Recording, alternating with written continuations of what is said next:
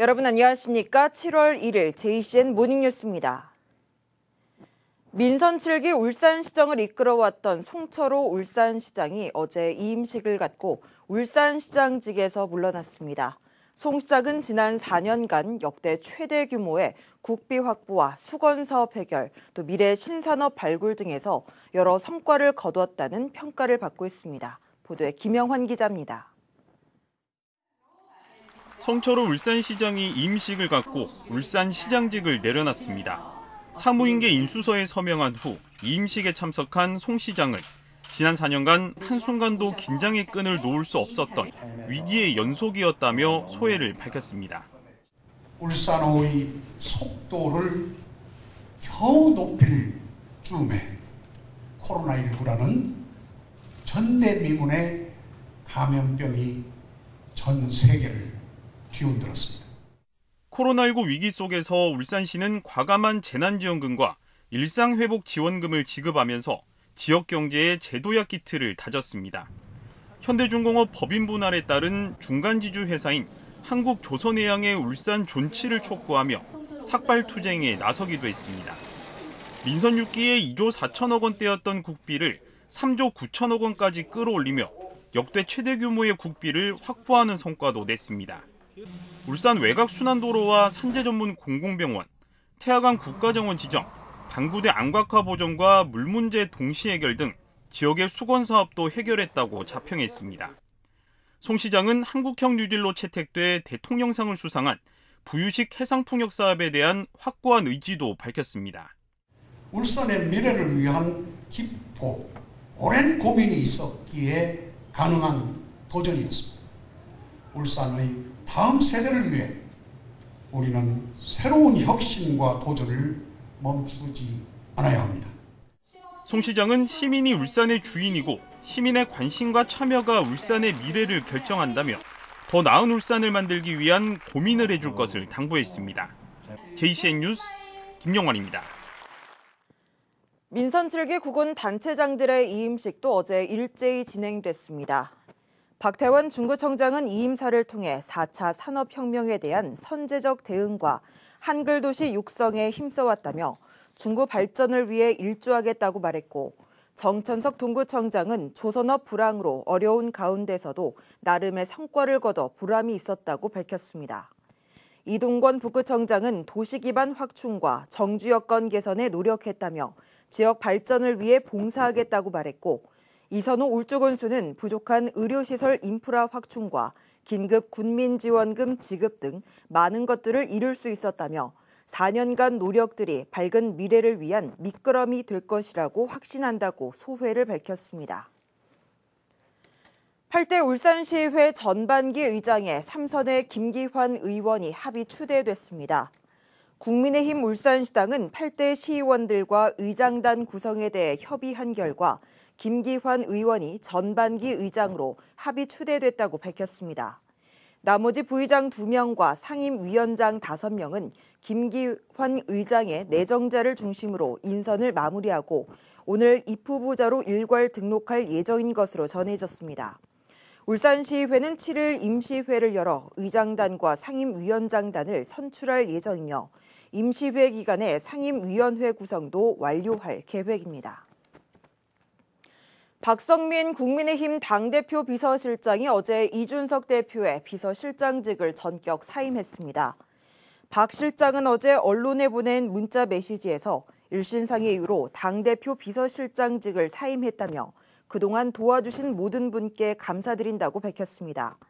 박 실장의 사퇴 결심 배경과 관련해 최근 표면화된 당내 윤핵관 측과 이 대표 간 갈등이 이유로 작용했을 것이라는 분석이 나오고 있습니다. 또 이 대표에 대한 신윤그룹의 고립 작전이 시작된 것이 아니냐는 해석도 나오고 있습니다. 민선 8기 울주군수직 인수위원회가 스마트팜 단지 규모 축소와 산림 개발 행위 기준 완화, 군립병원 건립 TF 구성 등을 이순걸 울주군수에게 제안하기로 했습니다. 인수위는 울주군 서생면에 조성 중인 울주형 스마트팜 단지의 운영 계획이 부족하고 산학연 인프라가 부족한 사실을 확인했다며 사업 규모의 재검토가 필요하다고 밝혔습니다.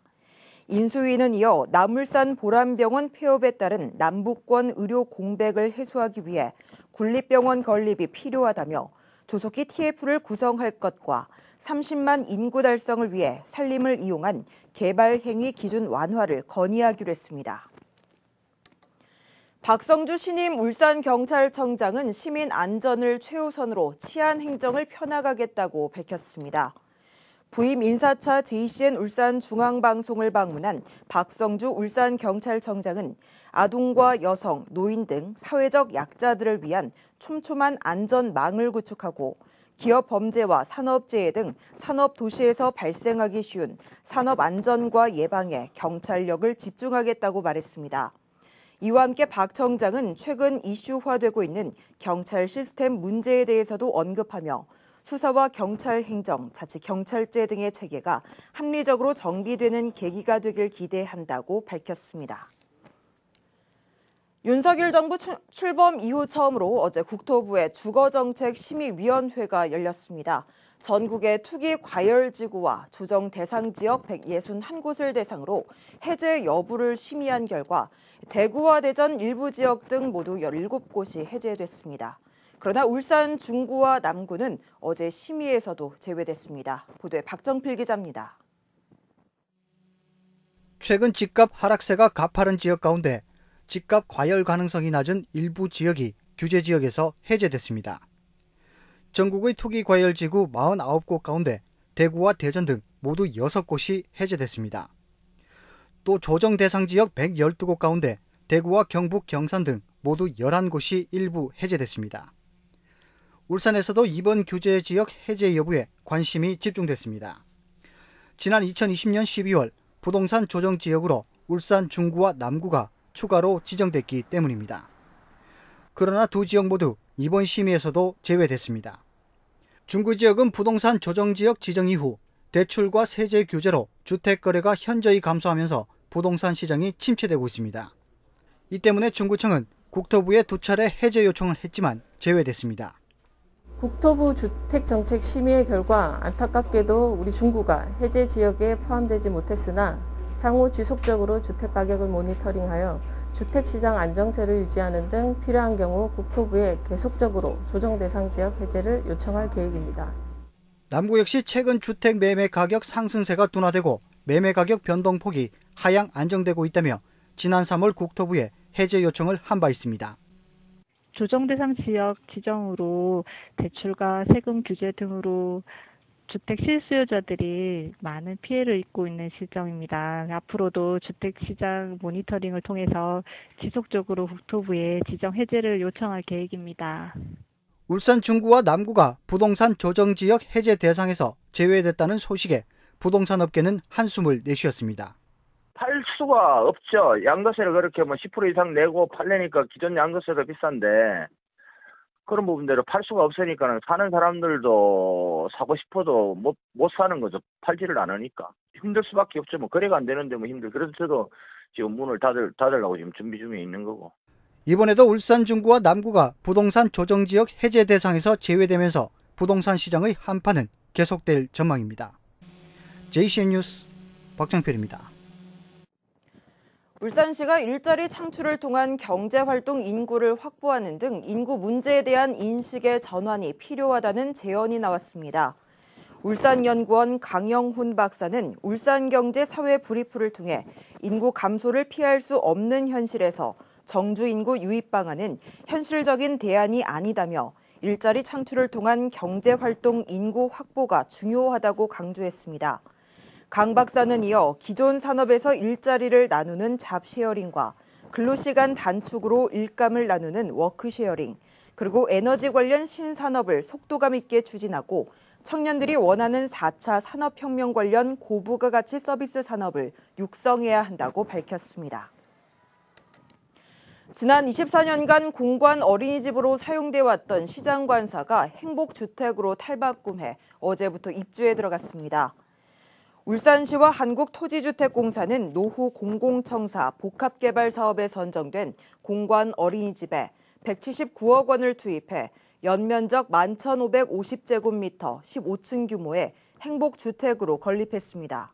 지상 1층은 국공립 어린이집과 작은 도서관, 2층과 3층은 공영주차장, 4층부터 15층에는 행복주택 100호가 들어섰습니다. 울산시는 행복주택에 입주하는 청년과 신혼부부에게 주거비 지원 사업을 연계할 계획입니다. 사업 진행에 차질을 빚고 있는 울주군 진화 오션뷰 지역주택조합이 또다시 집행부와 조합원들 간에 내홍이 일고 있습니다. 일부 조합원들은 현 조합 집행부가 최근 조합원들과 새로운 가입 계약서를 작성하면서 당초 계약과는 다른 내용으로 허위 작성했다며 현 조합장과 임원 등 2명을 사기 혐의로 경찰에 고발한다고 밝혔습니다. 지난 2015년 설립 인가를 받은 진화 오션뷰 지역주택조합은 2017년 5월 주택건설 사업 승인을 받았지만 사업 차질과 조합원 간 알력으로 인해 조합장이 스스로 목숨을 끊는 등의 내용으로 사업 추진에 어려움을 겪고 있습니다. 출입명부 누락으로 바로 집합금지 명령 처분을 받은 업주가 관할구청을 상대로 소송을 제기해 승소했습니다. 울산지법 이수영 부장판사는 식당업주 A씨가 울산 남구청장을 상대로 제기한 집합금지 명령 처분 취소 소송에서 원고 승소 판결을 내렸습니다.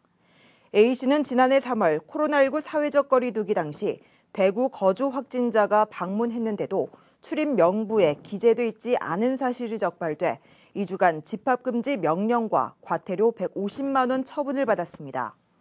A씨는 감염병 예방법상에는 지침 1회 위반 시에 경고 처분을 하도록 돼 있는데 남구청이 이를 어기고 집합금지 명령을 내렸다며 소송을 제기했고 재판부 역시 잘못된 처분이라며 원고의 손을 들어줬습니다. 울주군이 범죄나 붕괴 등의 안전사고 우려가 있는 빈집 정비에 나섭니다. 대상은 1년 넘게 사용하지 않고 있는 빈집으로 철거 후 3년 이상 주차장 등의 공공용지로 활용됩니다. 신청은 다음 달 29일까지 각 읍면 행정복지센터에서 받으며 전체 공사비의 90% 최대 2천만 원까지 지원받을 수 있습니다. 취업 준비생들이 가장 어려워하는 것 중 하나가 바로 면접입니다. VR로 면접을 연습할 수 있는 공간이 2월부터 울산에도 등장했습니다. 구직 청년들에게 호응을 얻고 있다고 하는데요. 김나래 기자가 다녀왔습니다. 울산의 한 대학교 앞에 위치한 청년 일자리 카페. 이곳에서는 취업을 위한 소통과 청년을 위한 다양한 서비스를 제공하고 있습니다. 매일 청년 구직자 20명에서 30명이 방문하는 이곳에는 특별한 체험을 할 수 있는 공간이 마련됐습니다. 바로 VR로 모의 면접을 해보는 겁니다. 이렇게 VR 기계를 착용하고 가상현실에서 실제처럼 면접에 참여할 수 있습니다. 마치 현실의 면접장과 같은 가상면접장에 입장하면 2명의 AI 면접관을 마주하게 됩니다. 진짜 면접을 보듯이 날카로운 질문을 던집니다. 지원자분은 기업 경영이 악화되었을 때 기업의 입장에서 인허 감축과 임금 삭감 중 어느 게 더 바람직한 선택이라고 생각하나요? 압박 면접도 실제 못지 않습니다. 제 일에 대한 좀 더 전문적인 지식을 쌓는 공부를 좀 할 예정이고 이제 그에 맞는 좋은 점수를 심지어 답변에 따라 면접관의 표정이 달라지기도 합니다. 면접 전에 이 VR을 이용을 해본 적이 있었는데 당시에 면접에 대한 막연한 두려움을 없앨 수도 있었고 또 실제로 면접을 하는데 많은 도움이 될 거라고 생각합니다. 특히 VR 면접 참여자 10명 중 2명이 취업에 성공하는 등 효과를 톡톡히 보고 있습니다. 화상 면접 준비가 많이 안 되어 있던 친구들에게 VR을 통해서 모의 면접을 진행하며 면접 스킬도 많이 올리게 되었고요. 지역 청년들이 그런 부분에서 많이 도움을 받았다는 이야기를 많이 하십니다. 좁아진 취업문이 조금씩 열린다는 소식에 취업 준비생에게 더욱 다양한 취업 인프라가 조성될 것으로 보입니다. 이제는 낯설지 않은 VR 기술이 실제 취업에 도움이 되고 있습니다. JCN 뉴스 김나래입니다. 현대자동차가 신입사원 상시채용 제도에 지원자의 편의성을 높일 새로운 공고 방식을 도입합니다. 현대차에 따르면 7월 신입사원 채용부터 매 홀수월의 1일마다 각 부문별 채용 공고를 현대차 채용 홈페이지에 일괄적으로 게시한다고 밝혔습니다. 특히 7월 신입사원 채용부터 최초로 AI 면접을 적용하며 메타버스 공간에서 각 공고별 채용 설명회를 열어 지원자와 현직 담당자 간의 1:1 직무 상담도 진행될 계획입니다. 오늘 진화해수욕장의 개장을 시작으로 울산 지역 해수욕장이 차례로 개장합니다. 울주군 진화해수욕장은 오늘 개장해 8월 말까지 매일 오전 10시부터 오후 7시까지 운영하며 동부 일산해수욕장은 15일부터 8월 28일까지 개장합니다. 울주군은 해수욕장 이용객의 편의를 위해 해수욕장과 공영주차장 간 무료 순환버스를 운영한다고 전했습니다. 남구청은 동물 등록제 활성화를 위해 자진 신고 기간을 운영하기로 했습니다. 이번 신고는 원령 2개월 이상인 반려견을 대상으로 진행되며 오늘부터 2달간 자진 신고 기간을 거쳐 이후 9월부터 한 달간 동물 등록 여부와 인식표 미착용 등을 집중 단속할 예정입니다. 울산시가 결혼과 임신, 출산과 양육에 대한 친화적인 분위기 확산을 위해 진행한 아이주와 행복출산 영상사진 공모전에서 9점의 작품이 수상작으로 선정됐습니다. 변은혜 씨의 당신의 인생의 보물은 무엇입니까가 최우수상을, 손아람 씨의 6자매를 인터뷰하다가 우수상을 받는 등 영상 부문에서 4점이 수상작으로 선정됐습니다. 사진은 박고은 씨의 사랑스러운 막내 동생이 최우수상을, 노홍진 씨의 엄마 막내 동생 귀여워가 우수상을 받는 등 5점이 선정됐습니다. 울산시는 600만 원의 상금을 수상자들에게 차등 지급할 계획입니다. JCN 모닝뉴스를 마칩니다. 함께해 주신 여러분 고맙습니다.